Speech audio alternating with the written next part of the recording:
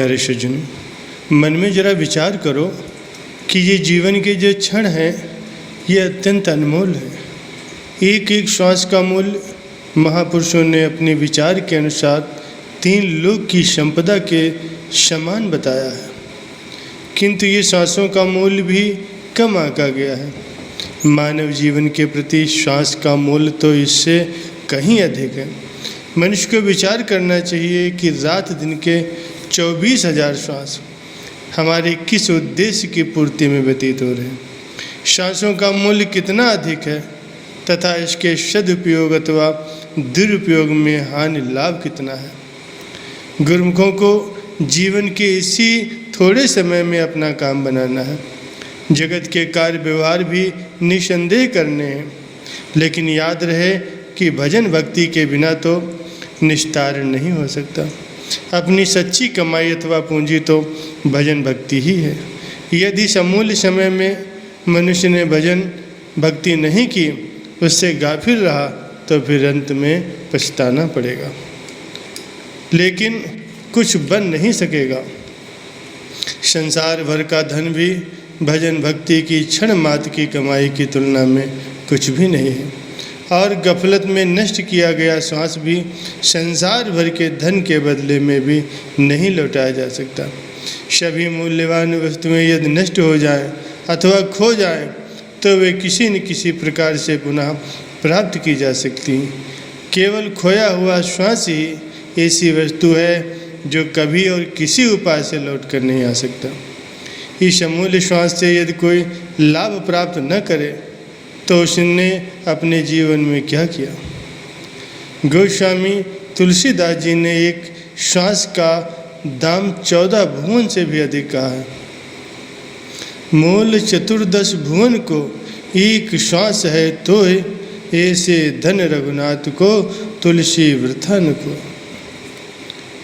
दोनों जहान की संपदा के तुल्य एक श्वास की कीमत है। ये हीरे जवाहरात से भी अधिक मूल्यवान श्वास यूं ही व्यर्थ जा रहे हैं। यदि एक श्वास की कीमत 2 जहान है, तो दिन रात में आने जाने वाले 24,000 श्वासों की कीमत कितने जहान होगी, जो मनुष्य के हाथ से दिन प्रतिदिन निकलते जा रहे हैं। जो मनुष्य दिन रात संसार के काम काज में लगा रहता है, उसकी आँखों पर विषयों की पट्टी बंध जाती है और मोह माया की दलदल में पड़ जाता है। उसका ऐसा अमूल्य दुर्लभ हीरे जैसा जन्म नष्ट होता जाता है। दुर्लभ मानव जन्म प्राप्त हुआ है और पुनः उत्तम भाग्य से सत्संग और पूर्ण सद्गुरु की शरण भी प्राप्त हुई है। अब भी यदि जीवन का वास्तविक लाभ नहीं लिया, तो फिर पश्चाताप करना पड़ेगा। इसलिए जितना हो सके अधिक से अधिक श्वास भजन भक्ति में व्यतीत हों। वे निजी लाभ अथवा निजी पूंजी हैं। भक्ति की कमाई जितनी अधिक बन पड़े उतना ही अच्छा है, जिससे कि अंत समय हाथ मलना न पड़े। प्राकृतिक नियमानुसार जिसका चिंतन और स्मरण हमारे चित्त में होगा, उसी अनुरूप ही उसका प्रभाव भी पड़ेगा और उन्हीं भावनाओं को दृढ़ता भी मिलेगी। संसारी और गुरुमुख में तो यही अंतर है। संसारी तो दृश्यमान जगत के पदार्थों और माया की सामग्री को अपने चित्त में स्थान देता है।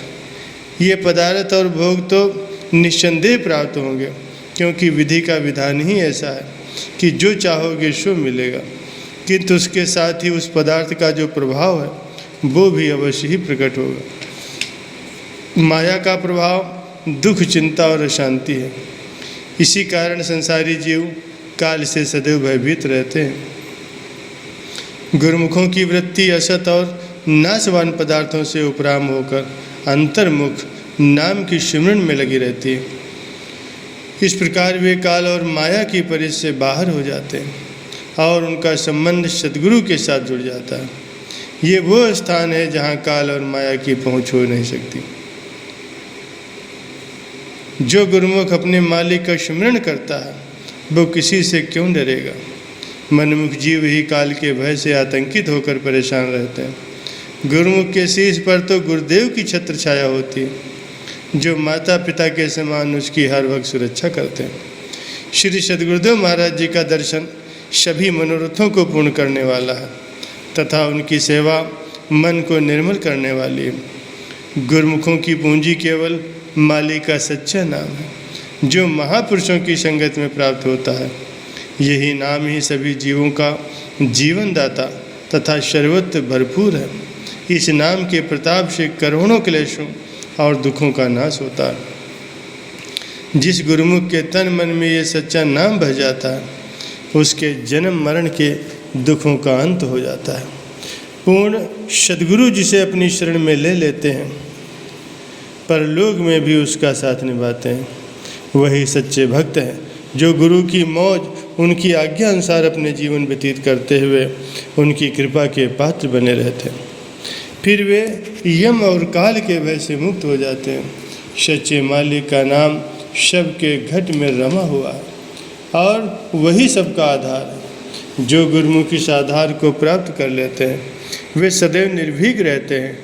अतः महापुरुष संत सद्गुरु की चरण धूल हम सभी के लिए अति आवश्यक है। गुरुमुख बनकर हम अपने इष्ट देव सद्गुरु में दृढ़ विश्वास और श्रद्धा भावना को अपने चित्त में स्थान दें तो काल माया के भय से मुक्त होकर शाश्वत आनंद को प्राप्त कर लेंगे।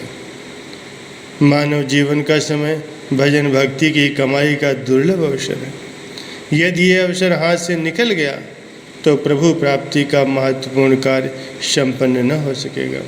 परमात्मा ने मनुष्य को श्वास रूपी अनमूल्य पूंजी देकर इस संसार में लाभ कमाने के लिए भेजा है। ये सच्चा लाभ है आत्मा को परमात्मा से मिलाना तथा 84 लाख योनियों की यंत्रणाओं से स्वयं को बचाना। यदि ये काम अभी नहीं किया तो सिवाय पश्चाताप के कुछ भी हाथ पल्ले नहीं पड़ेगा।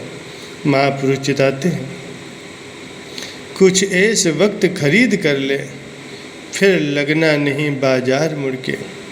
जे तू आँखें मैं भल दे खरीद कर सा ऐसा वक्त न मिले हर बार मुड़ के।